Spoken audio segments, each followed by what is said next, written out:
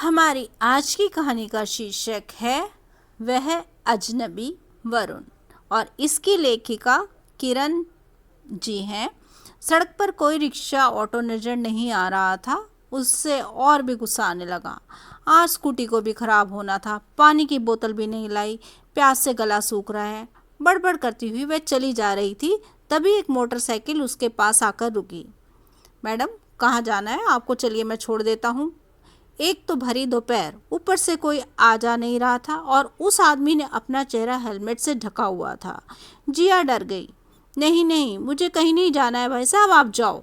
देखें, डरिए मत, मैं हूँ फौजी और इस भरी दोपहर में आपको कोई रिक्शा नहीं मिलने वाला। आपको परेशान देखकर मैं रुक गया हूँ। मैं आपको छोड़ देता हूँ जहाँ आपने जाना है, उसने हेलमेट उतारते हुए कहा। जिया ने देखा तो वह बहुत सुंदर नौजवान था। उसने लाल रंग की टी शर्ट और नीले रंग की जीन्स पहनी हुई थी और शक्ल से शरीफ लग रहा था। नहीं भाई साहब, मैं चली जाऊंगी। ठीक है, जैसे आपकी मर्जी। वो लड़का वहां से चला गया। किसी तरह जिया ऑफिस में पहुंच गई और उसने जाते ही चौकीदार को पानी के लिए आवाज़ लगाई। दीदी, आपसे कोई मिलने आया है। ठीक है, भेज दो उसे। जो अंदर आया वही लड़का जो कुछ देर पहले उससे मिला था। आप? जी मैं, लेकिन आप यहाँ? मैं यहाँ काम करती हूँ। और आप किस लिए आए हैं? मुझे केसर आंटी ने भेजा है डोनेशन के लिए। विजिट। उस लड़के ने अपनी जेब से चेक निकालकर जिया के सामने रख दिया। अच्छा, तो ये केसर आंटी का चेक है? हाँ, उनका फ़ोन आया था कि वह 1-2 दिन में चेक भिजवा देंगी। उनको मेरी तरफ से थैंक यू कहना। पर आप उनके कौन हैं? जी, वो है मेरी मौसी लगती हैं और छुट्टियां थी तो माँ को मौसी से मिलवाने ले आया। ओहो, आप अपना नाम नहीं बताया आपने। आपने पूछा ही नहीं। वैसे मैं वरुण हूँ और आप? मैं जिया। बहुत सुंदर नाम है। जिया कैसी तारीफ पहले किसी ने नहीं की थी। वह थोड़ा शर्म आ गई। धन्यवाद। नहीं नहीं, मैं सच कह रहा हूँ। वैसे मैंने आपको लिफ्ट भी देनी चाहिए थी पर आपने ली ही नहीं। क्या मेरे चेहरे पर लिखा है कि मैं कोई बदमाश हूँ? आपके चेहरे पर यह भी तो नहीं लिखा है कि आप शरीफ हैं। मैं कैसे आपसे लिफ्ट ले लेती? मैं तो आपको जानती भी नहीं। शायद आप ठीक ही कह रही हैं। हम किसी और पर कैसे विश्वास कर सकते हैं? पर अब तो हम दोस्त हैं। दोस्ती इतनी जल्दी? दोस्त बनने में कितना समय लगता है? फिर दोस्ती पक्की करने में हर्ज भी क्या है? जिया ने अपना हाथ नहीं दिया, हाथ जोड़ दिए। मैं किसी से हाथ नहीं मिलाती, कभी नहीं। तो फिर अब क्या मैं शक्ल से इतना बुरा लगता हूँ कि आप मुझसे हाथ भी नहीं मिला सकती? नहीं नहीं, ऐसा नहीं है। जिया को याद आने लगा कि बचपन में वह किसी से हाथ मिला देती थी तो वह सब अपना हाथ पीछे हटा लेते थे। उसके हाथ से कोई खाने की चीज़ भी नहीं लेता था। धीरे धीरे उसकी सहेलियां कम होने लगी थी। वह अकेली रहने लगी थी। पहले उसके शरीर में कम दाग थे, पर जैसे जैसे वह बड़ी हो रही थी उसके शरीर के दाग भी बढ़ रहे थे।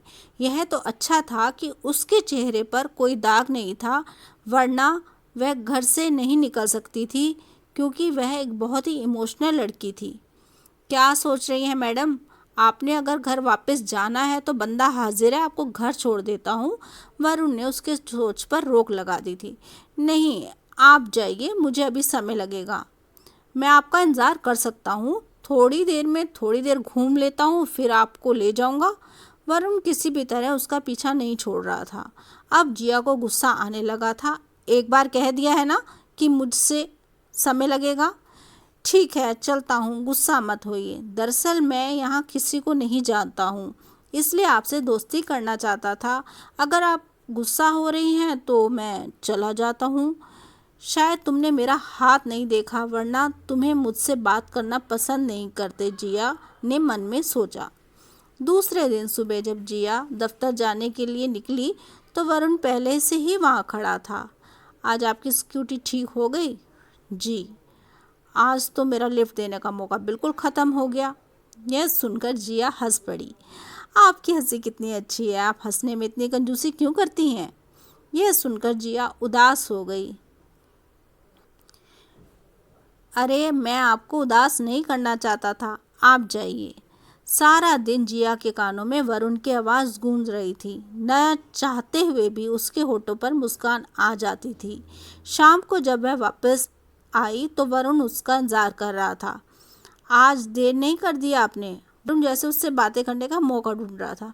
नहीं तो, मैं तो रोज ही इसी समय आती हूँ। ओहो, तो फिर मैं जल्दी आ गया हूँगा। पता है 1 घंटे से आपका इंतज़ार कर रहा हूँ। क्यों? आपसे मिलने के लिए। तीसरे दिन सुबह वरुण जिया का इंतज़ार कर रहा था, शाम को भी वहीं खड़ा था। मुझे पता था कि आज आप जल्दी निकल आएंगी। वह कैसे?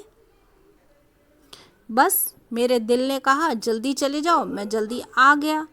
जिया जानती थी कि जिस दिन वरुण को सच्चाई का पता चलेगा वह उसकी तरफ देखेगा भी नहीं। आप अपना समय बर्बाद कर रहे हैं वरुण, कहते हुए उसने अपने स्कूटर स्टार्ट की और वहाँ से चली गई। 5वें दिन वरुण पैदल ही आ रहा था। मुझे लिफ्ट देंगी? आपकी बाइक कहाँ आ गई? खराब हो गई, बस यही बाहर तक ही जाना है, आपको तंग नहीं करूँगा, आपके पीछे बैठ जाऊँगा। ठीक है, बैठिए। रास्ते भर वरुण कुछ न कुछ बोलता ही रहा। एक जगह से स्कूटी रुकवा दी। यहीं रोक दो। जहाँ स्कूटी रोकी सामने कॉफ़ी शॉप थी। चलिए 1 कप कॉफ़ी पी जाए। नहीं नहीं, मुझे देर हो रही है। नहीं, इतनी भी नहीं हो रही है। 1 कप कॉफ़ी तो पी जा सकती है। जिया उसके साथ अंदर आ गई। दोनों एक दूसरे के सामने बैठकर कॉफ़ी पीने लगे। तुम हंसती क्यों नहीं है? आपको पता है आपकी मुस्कान कितनी प्यारी है। जिया की आंखों में पानी आ गया। आप मेरे बारे में कितना जानते हैं? सब कुछ, वरुण ने बड़ी सादगी से कहा। सब कुछ मतलब आप जानते हैं कि मैं किस रोग से पीड़ित हूँ? मैं सब जानता हूँ। मुझे आंटी ने सब कुछ बता दिया था कि आप कितनी अच्छी हैं और अपना दुख भूलकर कैसे दूसरों की सेवा कर रही हैं। फिर भी आप मुझसे, क्या हुआ? आपको यह कौन सा असाध्य रोग है? या फिर पहली बार किसी को हुआ है? क्या फिर आपकी इसमें क्या गलती है? फिर आप समाज में इतनी कटी कटी क्यों रहती हैं? वरुण कहने लगा, आप हंसती नहीं हैं, मुस्कुराती नहीं हैं। जैसे हंसेंगी तो कोई पाप लग जाएगा। आप मेरे बारे में कितना जानते हैं? आपको क्या पता मैंने बचपन से लेकर अब तक क्या नहीं झेला है। बचपन में बच्चे मेरा हाथ से कुछ नहीं खाते थे, मेरे साथ कोई नहीं खेलता था, सफ़ेद दाग वाली कहकर चिढ़ाते थे, मुझे धक्का देकर भगा देते थे। इतनी गर्मी में भी यह बंद गले का कुर्ता क्यों पहनती हूँ? क्योंकि मेरे दाग ना दिखें। जिया एक सांस में सब कुछ कह गई। अगर यही दाग मेरे चेहरे पर भी होते, क्या आप मुझसे प्यार करते या मेरे से बात करना चाहते? जिया, मैंने तुम्हारे बारे में सिर्फ सुना था आंटी से और तुमसे प्यार कर बैठा। तुम्हें देखे बगैर ही सिर्फ तुम्हारे बारे में जानकारी, तुम्हारे बारे में सोचने लगा था। उस वक्त भी मैंने तुम्हारा चेहरा नहीं देखा था। यह भी नहीं पता था कि तुम कैसी दिखती हो। मुझे नहीं पता मेरे साथ ऐसा क्यों हो रहा है, लेकिन ऐसा पहले कभी नहीं हुआ। यह सब क्या है? और बचपन में तो ऐसा बहुत कुछ होता है जो याद रखने लायक नहीं होता। वरुण चुप हो गया। कुछ देर चुप रहकर वह फिर से कहने लगा, और इतनी गर्मी में तुम इतने बंद गले के कपड़े क्यों पहनती हो? क्योंकि तुम्हारे दाग ना दिखें? लेकिन अगर दिख भी जाएंगे तो क्या फ़र्क पड़ता है? आपको नहीं पता वरुण, मेरा आत्मविश्वास बिल्कुल ख़त्म हो गया है। मैं किसी पार्टी में नहीं जाती हूँ, कभी किसी के घर नहीं जाती हूँ। पर क्यों? क्योंकि मुझे डर लगता है कि कोई मेरी इंसल्ट ना कर दे। पहली बात तो यह है कि ऐसे लोगों की इज्जत ही क्या आशा रखनी जिन्हें किसी की भावनाओं का सम्मान करना ना आता हो। और फिर यह कौन सी ऐसी बीमारी है जो छूने से हो जाती है? क्या आप भी सिर्फ भावनाओं में बहकर ही मुझसे शादी करना चाहते हैं? क्योंकि हमें मिले तो सिर्फ 5 दिन ही हुए हैं। ठीक है, अगर तुम्हें ऐसा लगता है तो मैं तुम्हें बता देता हूँ कि मैं परसों वापस जा रहा हूँ, मेरी छुट्टी ख़त्म हो रही है। अगर मैं तुमसे सच्चा प्यार करता हूँ तो रोज़ तुम्हें फ़ोन करूँगा और 1 साल बाद जब मेरी दोबारा छुट्टी होगी तो हम शादी करेंगे। जिया को समझ नहीं आ रहा था कि उसके जीवन में अचानक से क्या हो रहा है। वह शर्मा भी नहीं पा रही थी, ना ही खुश हो रही थी। बस आंखें हार कर वरुण को एकटक देखती जा रही थी। क्या हुआ जिया, आप तो मुझे ऐसे क्यों देख रही हो? तुम्हें भी तो समय चाहिए मेरे बारे में सोचने का। वैसे मेरे बारे में क्या सोच रही हो? लेकिन जिया अभी भी हैरान थी। क्या ये संभव है? क्या ऐसा सिर्फ फिल्मों में नहीं होता? क्या हाँ कर दूं? क्या 5 दिनों की जान पहचान प्यार में बदल सकती है? क्या वरुण सच कह रहा है? ऐसे कितने सवाल जिया के मन में उमड़ रहे थे और इन सब सवालों का उत्तर तो वक्त ही दे सकता था। वरुण उसे वक्त भी देने को तैयार था। कुछ बोलोगी नहीं? क्या बोलूं? कुछ समझ नहीं आ रहा। अगर तुम नहीं बोलोगी तो मैं बताता हूँ। तुम कल छुट्टी लोगी और हम दोनों सारा दिन घूमेंगे। ठीक है। जिया हैरान हो रही थी कि उसने हाँ कैसे कह दी।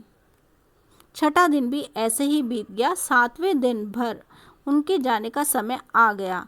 जिया उदास थी, बहुत उदास। जिया ने उसके साथ माथे पर अपना प्यार छोड़ दिया। मुझ पर विश्वास है ना?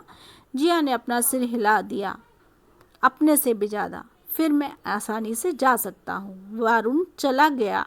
जिया उदास थी। दूसरे ही दिन वरुण का फ़ोन आया। कितनी देर तक दोनों बातें करते रहे। जिया बहुत खुश हुई।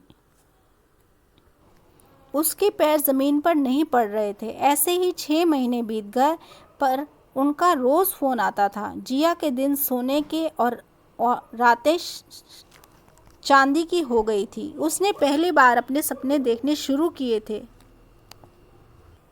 अपने सपने देखने शुरू कर दिए थे। उसका मन सारा दिन नाचने को करता था। वह खुश रहने लगी थी। घर और एनजीओ वाले भी उसकी खुशी का राज उससे पूछना चाहते थे। उस दिन भी कहा, अब तो तुम्हें मुझ पर विश्वास हुआ कि नहीं? कैसी बात कर रहे हो वरुण? अपने से भी ज़्यादा आप पर विश्वास है।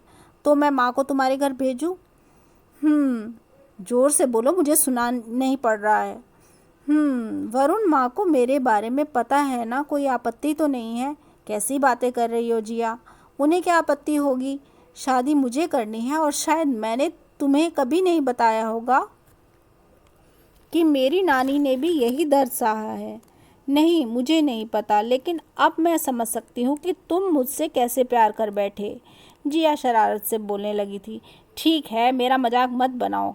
कल आंटी और माँ दोनों तुम्हारे घर आ रहे हैं। जिया को सारी रात नींद नहीं आई। वह भविष्य के सुनहरे सपने देखने लगी। दूसरे दिन वरुण की एब्सेंस में जिया की सगाई हो गई और वरुण के आने के बाद दोनों की शादी हो जाएगी। वरुण की छुट्टियों में सिर्फ 3 महीने रह गए थे। जिया का एक एक दिन मुश्किल से बीत रहा था। उसने अपने आप से प्यार हो गया था। उसका कॉन्फिडेंस बहुत बढ़ गया था। उस दिन बारिश हो रही थी। आज सुबह 7 बजे वरुण का फ़ोन नहीं आया था, क्योंकि वरुण रोज सुबह फ़ोन करता था और रात को सोने से पहले जिया फ़ोन करती थी। यह दोनों का नियम था। जिया का दिल घबराने लगा। रात को ही बात हुई थी और यह वादा भी किया था कि सुबह फ़ोन होगा। वरुण ने जिया से वादा किया हुआ था कि उसमें फ़ोन नहीं करेगी। क्या पता वह किसी काम में बिज़ी हो और फ़ोन बन जाए। पर जिया ने आज अपना वादा तोड़ दिया और फ़ोन किया। फ़ोन की घंटी नहीं बज रही थी। जिया का दिल और ज़्यादा घबराने लगा। अभी खबर आई कि सैनिक छावनी में आतंकवादियों ने हमला कर दिया है और कई जवान वीरगति को प्राप्त हो गए हैं। जिया के पैरों के नीचे से ज़मीन खिसक गई। लेकिन तभी मौसी का फ़ोन आया कि वरुण जिंदा है, लेकिन बहुत बुरी तरह घायल हुआ है। वह हॉस्पिटल में है। जब तक पूरा परिवार उसके पास पहुंचा, वरुण को होश नहीं आया था। वरुण की ज़िंदगी बचाने के लिए दोनों टांगें काट दी गई थी। जब वरुण को होश आया तब उसे पता चला कि अब वह पूरी उम्र चल नहीं सकता। तो वह रोया नहीं, बस जिया से बोला, आज मैं तुम्हारे योग्य नहीं रहा हूँ। जिया की आंखों में आंसू आ गए। जिया ने वरुण का हाथ अपने हाथ में लिया और कहने लगी, नहीं वरुण, तुम हो तो मेरे लिए सब कुछ है। अब मैं तुमसे पूछती हूँ, क्या तुम मुझसे शादी करोगे? धन्यवाद।